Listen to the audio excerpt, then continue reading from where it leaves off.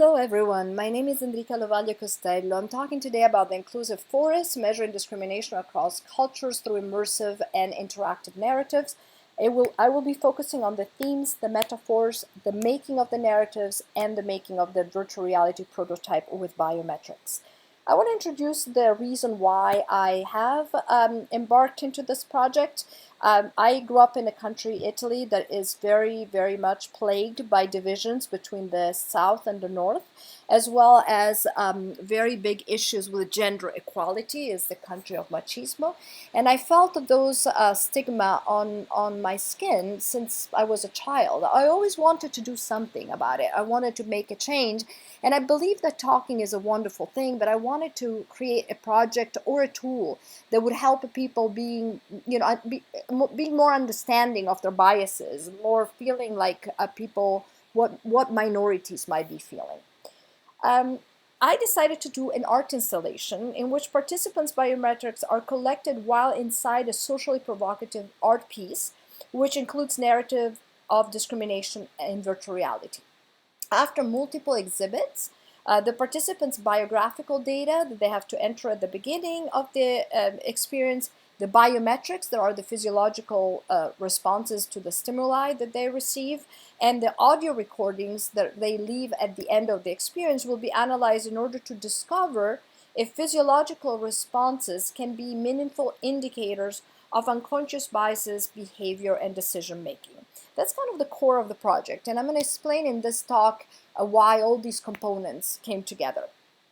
Discrimination comes first, for me at least. I started researching about discrimination and ran into this psychology professor at Harvard, Steven Pinker, that made a really strong, compelling argument about the fact that violence in the last century, or half a century actually, has been going down. The graphs here are actually more half a century, even though he's been saying even more than that. The number of countries that have laws on the books that discriminate against ethnic, religious, or racial minority have been in steady decline.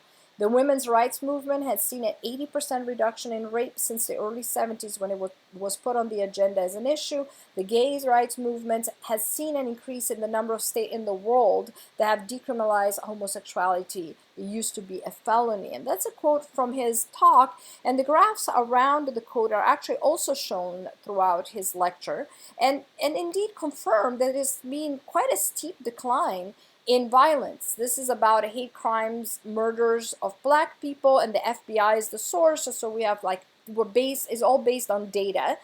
These are non-lethal crimes against black people. Rape is in sharp decline. Domestic violence is in sharp decline. And indeed, the decriminalization of homosexuality is in very steep, beautifully high-pitched going down, going up, the decriminalization of homosexuality, sorry. I also research other type of opinions. Means Steven Pinker is telling us it's going down, but then if you look deeply, there are kind of a bit of controversial controversial opinions. Sorry. Here I have a graph that shows the percentage bias by area between these years in the workplace discrimination in the U.S., U.K., and Europe. And this also was based on data, in particular the implicit attitude test that was also developed at Harvard and determined if people are more likely to have biases by using image association and other techniques. And you can see that it looks like overall has been going down lately, but it's not as sharp of a decline. And it's because in the workplace discrimination, there's not just conscious biases. That is what actually Steven Pinker has been focusing more. There's also unconscious biases. So we need to be aware of the fact that we have two kinds of discrimination. The one that comes from what we know. We know that we marginalize certain minorities to the point that some governments now have remedial discrimination. They have measures to remedy to the wrongs they had done in the past. But also there is unconscious biases. There are biases we don't even know we have. Indeed, incredible strides have been made against blatant discrimination. Despite that, we're still deeply divided. Today's racists are not only the extremists with white hoods, they wear business suits and uniform. This project focuses on the type of discrimination which is driven by unconscious biases. There is a lot at stake in defeating this social plague.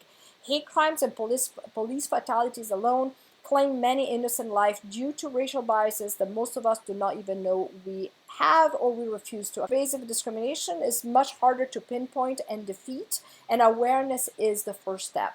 Important to defeat it also because there is so much potential that is being crushed by the fact that we put down entire population. Think about Italy and how much of that population is told from birth that they're not worth as much as others. Imagine the potential if that did not happen. A very quick look at biases in the media and teachings. These are particularly unconscious biases, again, all based on data. If in an ad there's only a man or a woman, 25% of the ads feature men only versus 5% women. 66% of women has turned off the media because of the way women were portrayed. If both sexes are present, men appear twice as much and have three times more chances to speak. They have more airtime for speaking, and 85% of the women believe that there are the ads and TV have a lot to catch up before they can portray women correctly, fairly.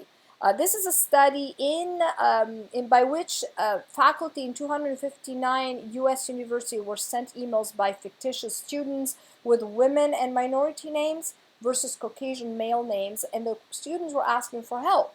You notice the green, that is a Caucasian male names, received consistently much higher responses in all fields except the fine arts. While unconscious bias can be a good thing when there is a real and immediate threat, they also cause unfunded, unjust, and even dangerous conclusion. How can we change that?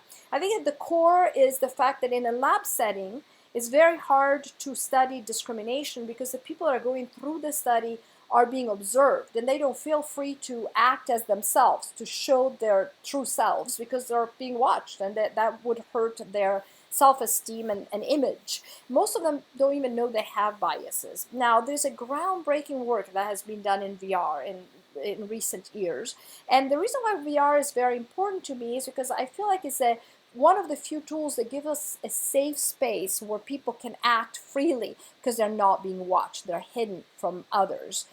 Similar to me is art. When we are in an art exhibit or very much taken by a narrative in a film, we oftentimes are removed from the real world. We're very much part of the art. So art, just like in VR, is kind of a way to disconnect and separate from the physical world and be in a place that is free, where you're free to be yourself. You don't have to worry about others as much. Art applies physical materials to engage the senses and evoke emotional and visceral experiences. From a neurological perspective, visual, oral, tactile, and olfactory modalities provide alternative pathways in the brain to the limbic system. Activity in the limbic system has been shown to be correlated with emotion and memory. And this is Gino Yu in Understanding the Self Through the Use of Digital Constructed Reality. So he also, in this piece, explains how art is so important to reach the mind in a completely different way. A very quick look at how VR is going to be growing from now to 2025. Right now we are, in terms of revenue, just below 100 billion. We're going to grow to 700. If this is a prediction, this is a reality. In 2015, we had 6.7 million users. By 2018, 171 millions. These are the fields that use VR heavily, and the revenues from healthcare, engineering, real estate, military, retail, education, entertainment. And these are the fields that are actually pertain to the mind, the dearest to me, in which VR is used, but it can be used a lot more and a lot better.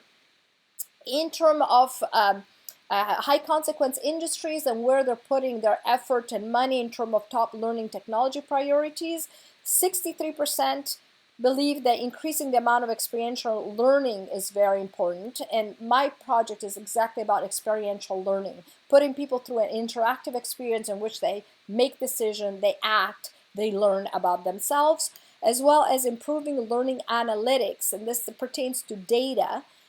Data that speaks of people changing and learning. That is what I'm using in my project with biometrics that is coming up. And as you can see, also biometrics are growing exponentially, or already have grown because we're here from 2015, and are expected to grow even more. In this slide, I showed the studies that have been done in this field in VR and stigma or discrimination. The scientific exploration are very common among psychologists. The participants oftentimes are a small group of graduate students, because much of this is happening in academia, and that's kind of lack of diversity, as you can imagine. But even worse, those experiences are assessed generally very often through verbal and written surveys. There are subjective methods of assessment because surveys go through memories and perceptions, and they're oftentimes biased, versus using objective methods such as the detection of physiological responses, how your heartbeat is changing, your brain activates differently, your skin conductance changes, and that's biometrics. The artist's exploration of stigma in VR focus on perceptions and emotion in order to instill compassion and empathy. So that the artists don't have necessarily scientific goals. They're much more geared toward the emotions. I believe that because of recent technological advances and the ability to embed hardware in VR and use biometrics, we should blend these two fields, science and art, to be able to understand deeper the human emotions by detecting physiological responses of participants while they are in a provocative art piece, especially immersive and like VR. This is why I'm focusing on an art installation that has a physical booth, very sculptural and architectural, in which the participants can enter, leave their biographical data.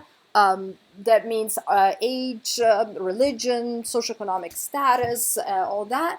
And after they leave the data, they read instructions on the iPad that explains that discrimination is going to unravel.